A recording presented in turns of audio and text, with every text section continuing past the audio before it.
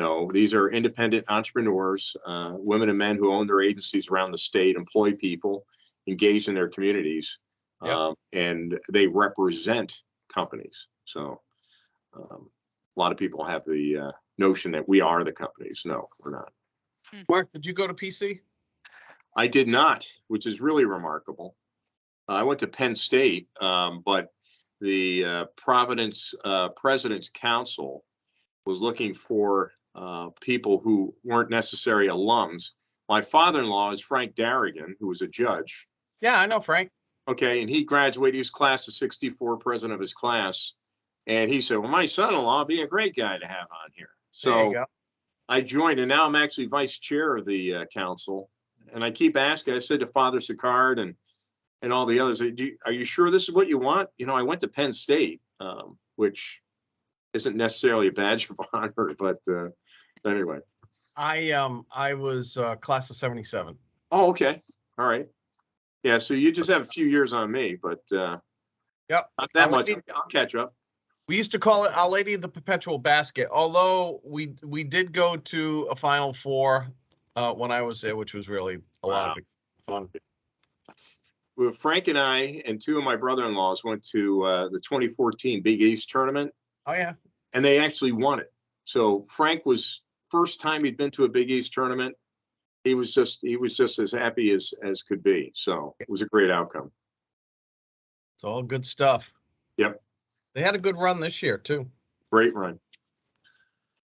Kate, they were okay on the recording. I don't know what the heck happened last week, but well, you know, SBA IT. Oh yes. Yep, and then usually because we're talking now, I'll just trim it to when you guys start, and that's what I do after. Okie dokie. So, Mr. Mail, yes. I will be behind the woman behind the curtain here. So thank you again for doing this, and hope to see you soon. If you guys need anything from us, please let us know. Thank you, the Wizard of Oz. Mm-hmm. T-4. Katie? Yes. Have we resolved all issues from last week now? What? Pictures and all that. Do you need additional information on that? I'm just working on the State House, right up, and then people still. Okay. Hi, Ann. Morning again. Hey, listen, Frito Bandito I don't think it's gonna go away. I got another one this morning. I know. Good luck. Yeah, thanks a lot. Anytime, Mark. I've had my fun in the sandbox. Now your turn. Yeah, I put an alarm on the back door just so that I could hear if somebody was coming in. Yeah, good idea. Front door's locked, but I have to keep it unlocked for when Carmen comes in to clean the office. I'm the only one here, Mark. Yeah. So we ended all programs last week where we have no additional funds regarding idle or anything else, and we got a couple of threats. So really? we're trying to. Oh yeah. Yeah. Well, my wife's on the bench. She's a Superior Court judge, so she probably has your back. You know, where's the office located? We're in 380 Westminster. We're in the federal building. Okay. All right. It's funny because my daughter's looking at a position over in the Supreme Court over there. She clerked for Justice, the Chief Justice Paul Sattel. Yeah. And then she clerked she's on her second go around with Judge Smith in the federal court. Okay. She did 1 year of clerking. I keep telling her she needs to get a real job, but she clerked. I think she was over with Richard Leach in the business court for a year. Yeah. So right now she's back with Judge Smith, and Judge Smith wants to keep her another year, but there's a position opening up in the Supreme Court, clerk's position. You need to get a job, a real job. Well, my wife tells me getting a good clerk is sometimes a challenge. So Kelsey's really good, really smart. She She was number 3 in her class at Roger Williams, and she also was the one who got published for legal review, law review. Wow. Yeah. Melissa has a lot of praises for the Roger Williams program.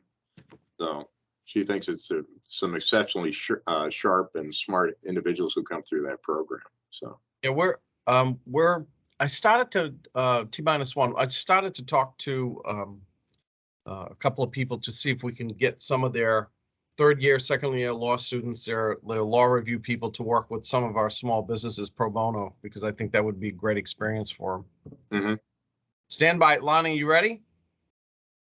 I am ready to roll. Okay. All set, Katie? Yes, when do you, at 11, I'm gonna Oh, okay. everyone in. Yep. And you're just going to pepper me with questions, right? We're just going to have a conversation. Okay. All right.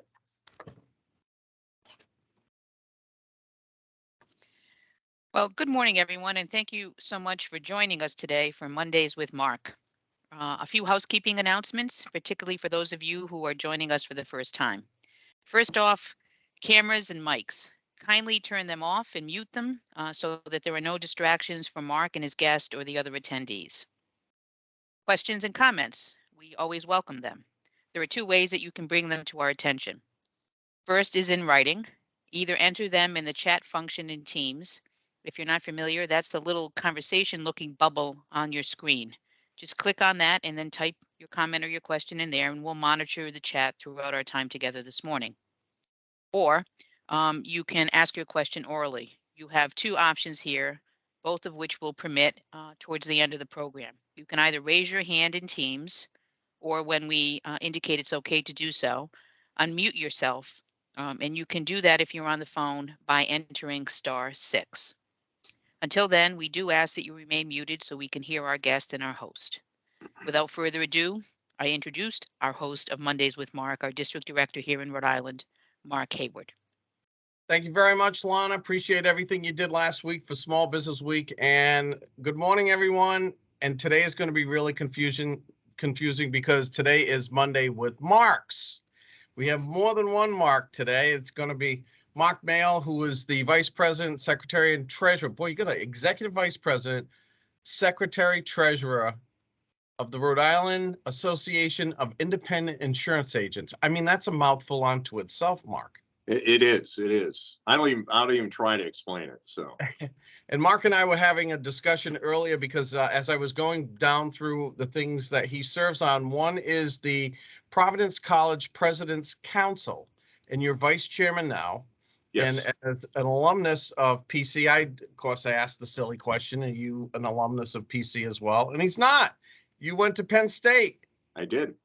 And that's really unusual. It's good because PC needs to have a very broad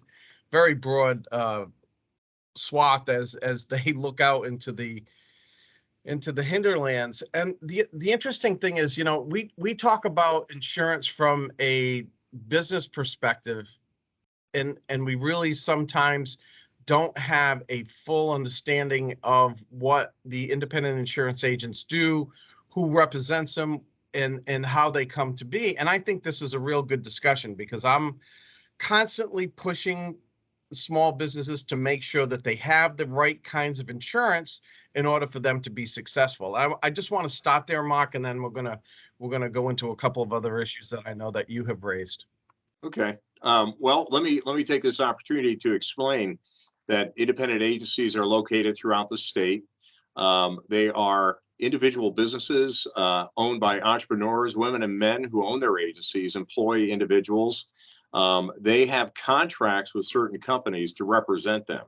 I think I mentioned to you before, there's sometimes confusion. They think the insurance agent is the company. No, they're not. It's a separate entity. It's a distribution model that is utilized by the companies in addition to doing direct and all that sort of thing. But the unique aspect is they're local businesses. They employ people. They take care of the communities. They're engaged, involved, and they have to meet payroll. They got to cover their overhead, and they're just small businesses. We have some large operations as well, but if you look at the demographics of our organization, probably 74% of them are medium to small size agencies spread throughout the state.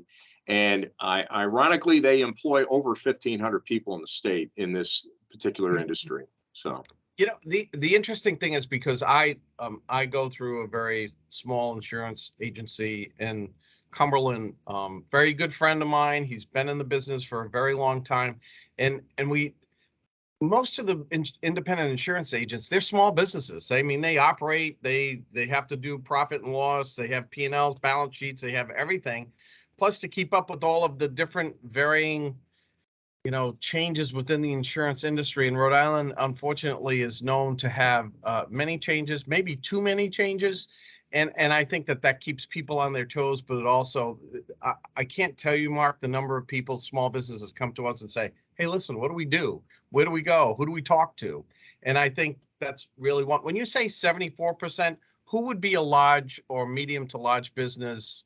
Do you want me to name one or two? Or yeah. Okay, well, Starkweather Shepley over in East Providence is a substantial agency brokerage with roots in Mass, Connecticut, Florida. They're a large operation. Ironically, the larger the agency, the less they need of services from an association such as ours. It's almost an inverse relationship. The smaller the agency, the more they rely on us for support. You brought up about the ever-changing landscape relative to statutes and that sort of thing.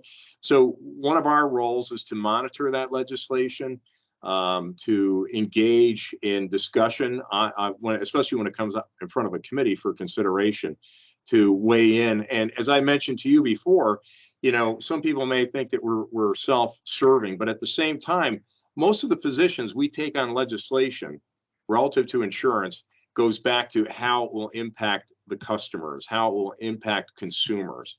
And that is of paramount importance to us.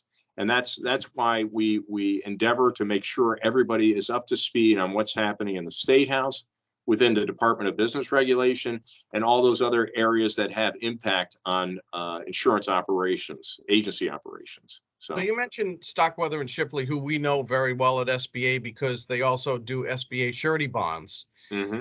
And as everybody knows, you need to have a surety bond if you're going to do any kind of federal work, or you need to be working under somebody's bond, because that's so. We've had a long-term relationship with them. I mean, the district office, myself and my deputy Joan and a couple of other people, because we need to work with them to make sure that we're getting the right information out to small business. But Mark, when we talk about insurance, I mean, a lot of people don't. Are we talking about health insurance? Automobile insurance, we're talking about business insurance, and I think that's because it's really it crosses all of the spectrums, I would imagine. It does. You know, there is this Chinese wall, I'll call it that, in that on one side of the wall is property and casualty insurance, and as you mentioned, it's auto insurance, it's property insurance, fire, wind, workers' comp. All these things fall into that scope of the P&C, property and casualty side. On the other side of the wall is the life, accident, and health environment. There's a very different culture between P&C and life, accident, and health.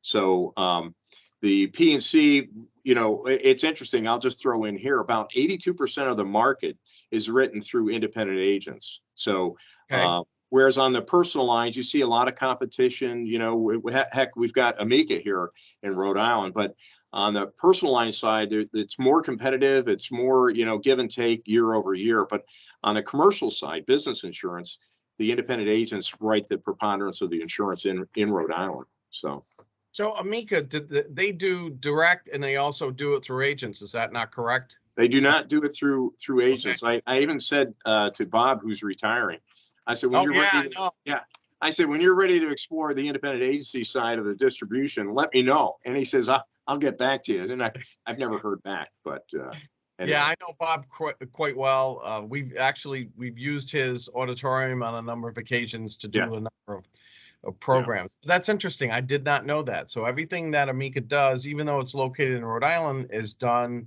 directly through. Now, Right. MetLife, don't they have a large footprint as well? They do. They did sell a lot of their property and casualty business to another company. They still have a presence here, but most of their property and casualty products are now written through a company called Foremost, which is a part of Farmers, if I'm correct. Okay. So, but yeah, they've always had a big presence here in Rhode Island. They have obviously a big footprint as well. But yeah, I think they sold off their P&C book recently. So. And Mark, what if I was a small business owner, you know, and I'm going to an independent agent, you know, what can they provide to me as a business owner that I would need in order to make sure that and listen, I understand that insurance is a bet. You're betting against it and they're betting for it. So that, Well, you know, I like to say, people who pay for insurance year over year and never have a claim think it was the biggest waste of money. But if you have a claim, it'll be the best money you ever spent, because if you look at the return in terms of the limits of insurance, whether it's liability insurance, the amount of insurance you receive for that small payment is astronomical. So in the unfortunate situation where there is a claim, people will say it was the best money I've ever spent. But yeah, a lot of people have that feeling like I paid for it, but I don't get anything for it. And, at the end of the day, if a small business goes to an independent agent, they have the resources to go through an analysis to identify exactly what exposures you have. The biggest fear I think we have is that if somehow commercial insurance, business insurance is commoditized at some point, people will be making assumptions about what coverages they need. But you really need to talk to an insurance expert to understand that you have workers' comp, or maybe you don't because you're a sole proprietor. But those are things you explore with an insurance agent, and she or he will go through it extensively to make sure they've identified all the possible insurable exposures. I've had long discussions with Brian Hunter from Hunter That's Insurance. your problem. That's your problem. I'm just going to say that right now. No, I know, Brian. Yeah. And with Phil Slocum, and the discussion that we always come to is business interruption insurance. When we talk to people who are in business, they keep telling us, why do I need business interruption insurance? And I have seen a lot of people who've been on the other side of that didn't have business interruption insurance and ended up standing there saying, why didn't I get business interruption insurance? Right.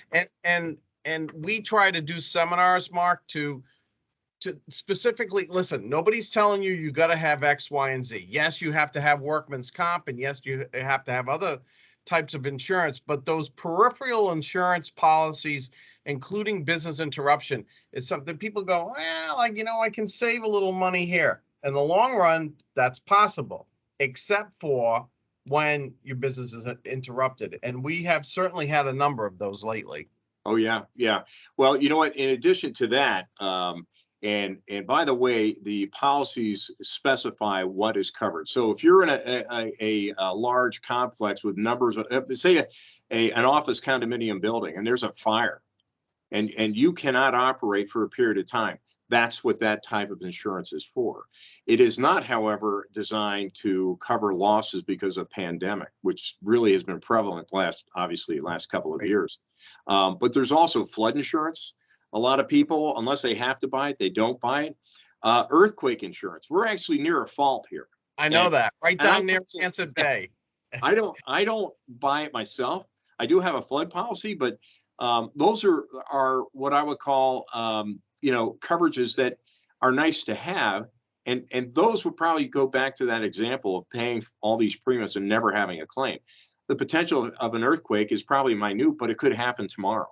And if you don't have that coverage, damage, one of those is wind damage, because we always talk about wind. We get a lot of wind, and is there a separate policy for wind damage? Typically, no.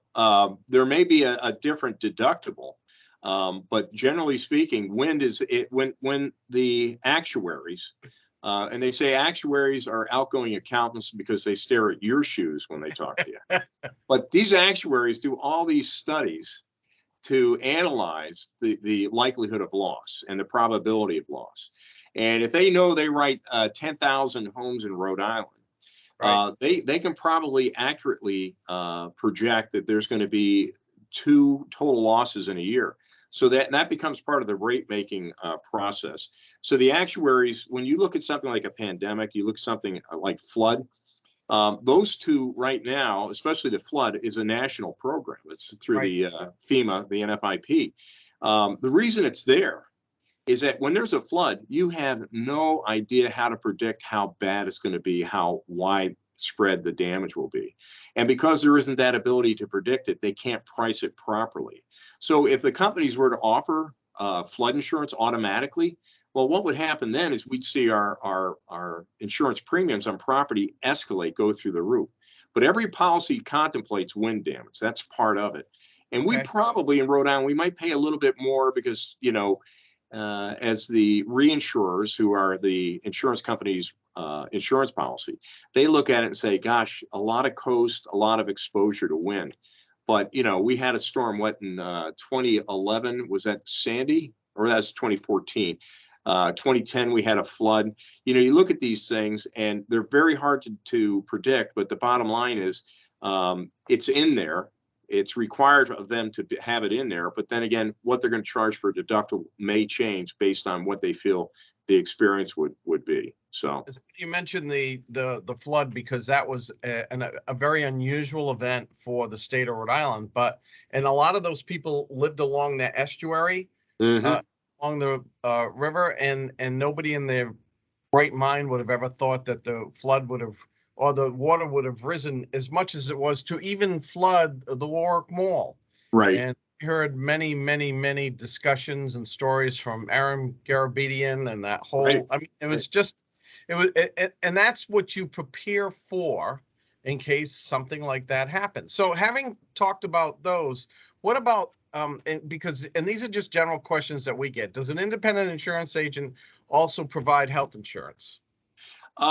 Some may, but that's generally not their space. That's where you would go to a life accident or health agent, and they would help you out with that. Some of our members do provide that because they have a department that deals with that sort of thing. But generally speaking, most of the independent agencies focus on property and casualty insurance. You know, liability, property, all that sort of thing. Workers' comp, as I said before. What's the percentage of payout on insurance? I mean, so you have 100,000 policies. Of that 100,000 policies, I know my father used to tell me all the time, when you buy life insurance, you're betting you're going to die and they're betting you're going to live.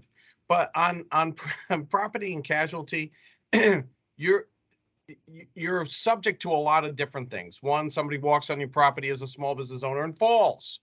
You know, and it's protecting you against that. And I think we talk about it a lot. And I had great conversation with both Brian and Phil just recently to focus, to see if we can get people to focus in on what they absolutely need, what would be good to have, Mark, and those things that are kind of off the chart.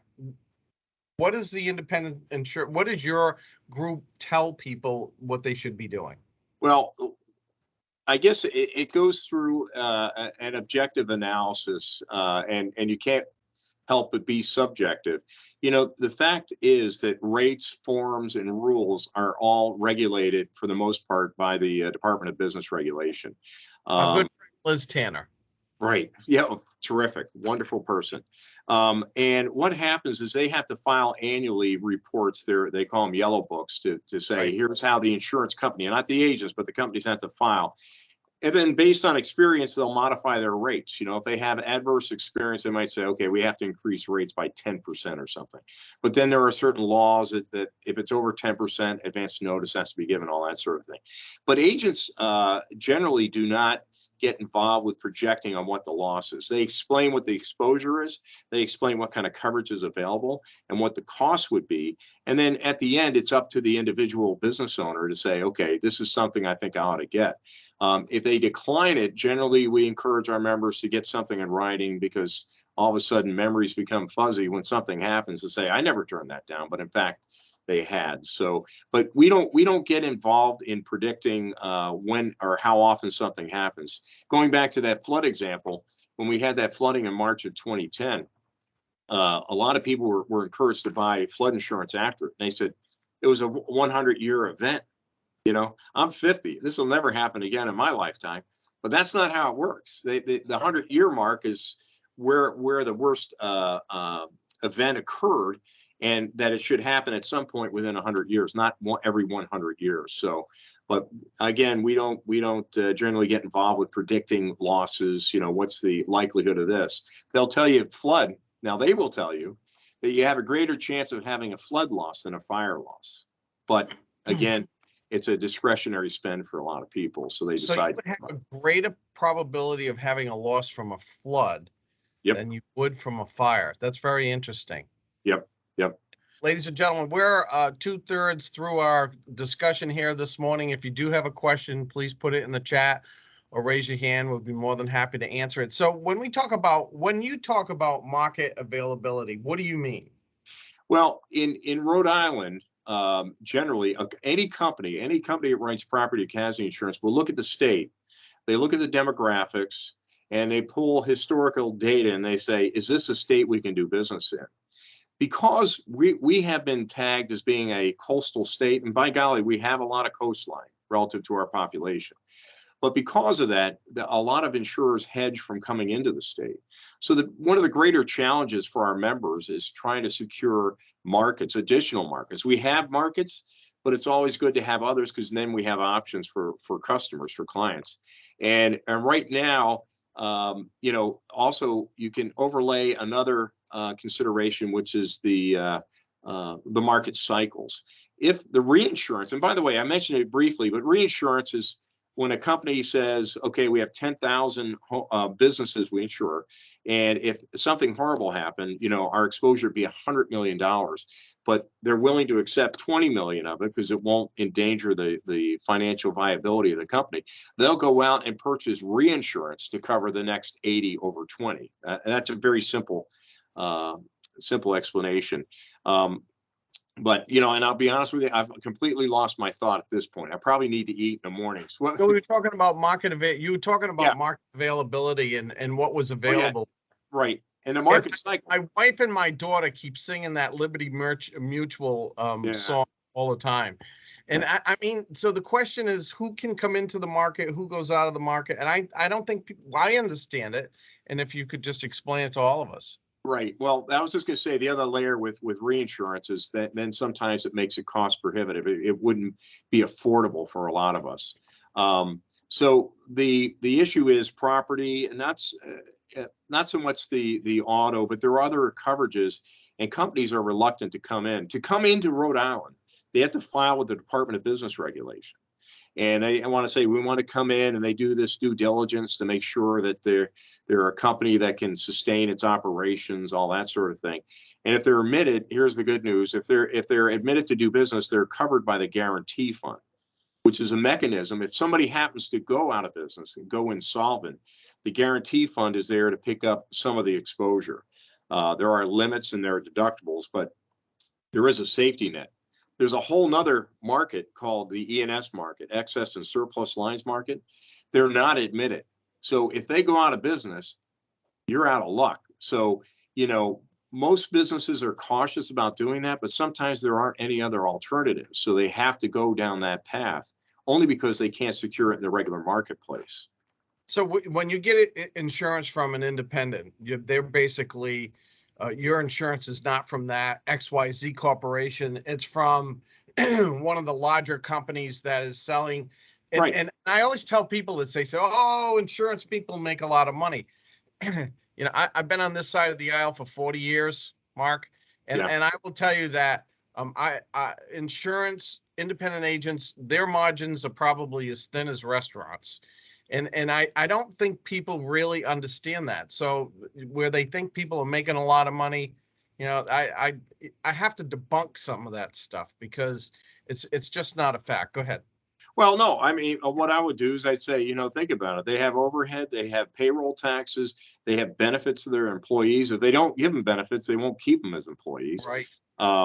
Then they've got to have systems. You know, they buy these agency management systems, and they are very, very costly. And they have to buy licenses for however many employees they have. So the overhead to run an agency is, as you say, the margin.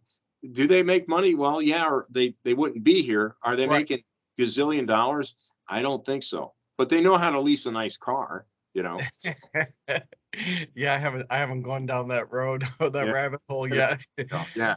Mark, we had a little chat earlier about the the business itself, independent insurance agents, and the need for employees, and how we educate them, and how you tell people, what and I am sure, just listening to some of the people that I know, they're having the same issues as everybody else.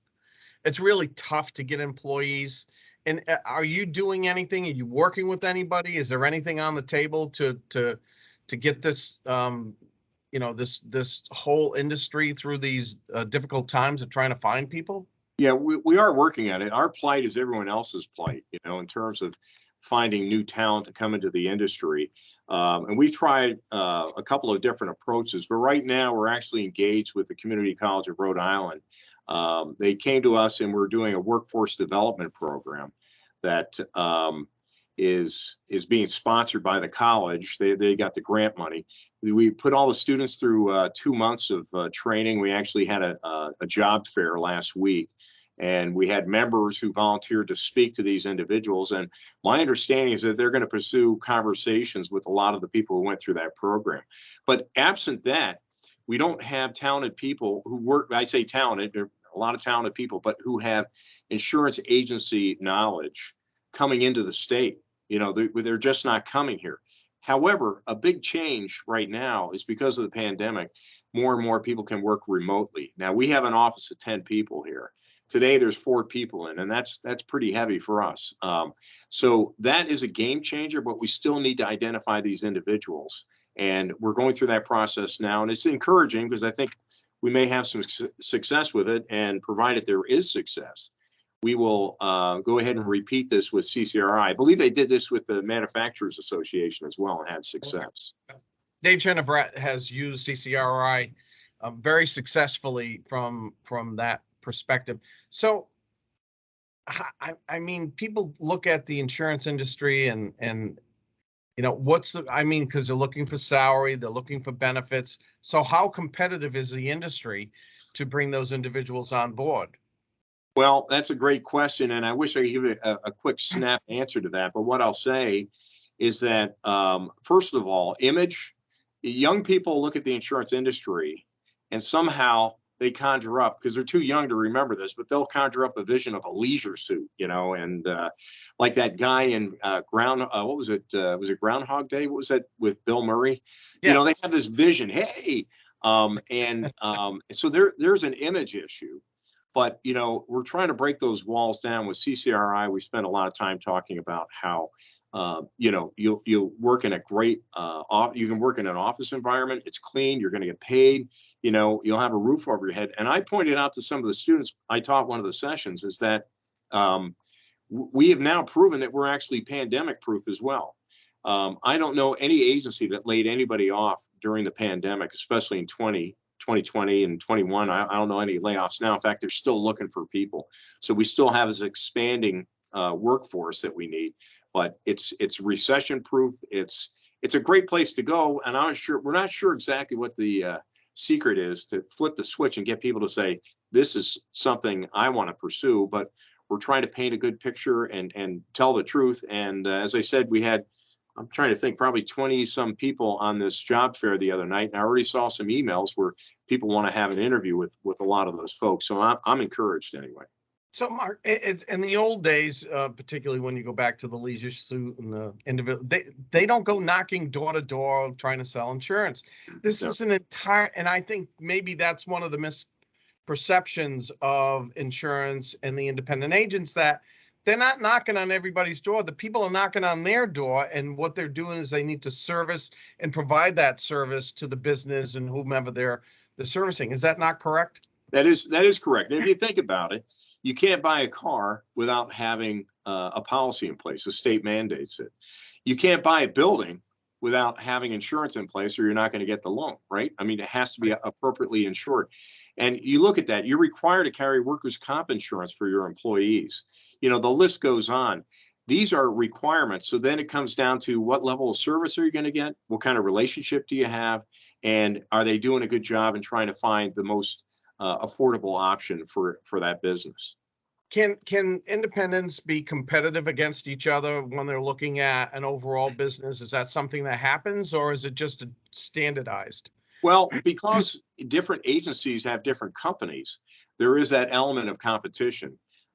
You know, if you use Liberty Safeco, if they have that company and they quote it, someone else may have Travelers. That rings in my ear every time that commercial comes well, up. I know it bothers me as well, but no, I mean, they're a good company, but it goes, if everybody had the same companies, then it makes it even more difficult. Then it's going to be pure service and relationship. So yeah, I understand. Yeah, and that's the critical element here. But yeah. I think we need to continue to bang the drum and tell small businesses they need to look holistically at what, and they really do need to sit down with an independent agent and figure out, what kind of insurance do I need? Do I need business interruption insurance? Do I need more fire insurance? Do I need flood insurance? Because those are the kind of things, Mark, that people kind of put to the side. I don't really need that until something happens and they go, you know, we really do. Believe it or not, Mark, we're at 11:29. So if there's any final word you want to give to everybody we had a lot of people join us in the middle. No, I just want to thank you for the opportunity to have a discussion with you. You know, our members around the state prepared to help small business. And I know many of my members rely on the Small Business Administration for support as well. So thank you for that too. Thank you very much. Mark Mail from the Independent Insurance Agents. Let me see, Executive Vice President, Secretary Treasurer. You get a lot of titles, Mark. Thank you, everyone. Have a great day. Join us next week with Mondays with Mark.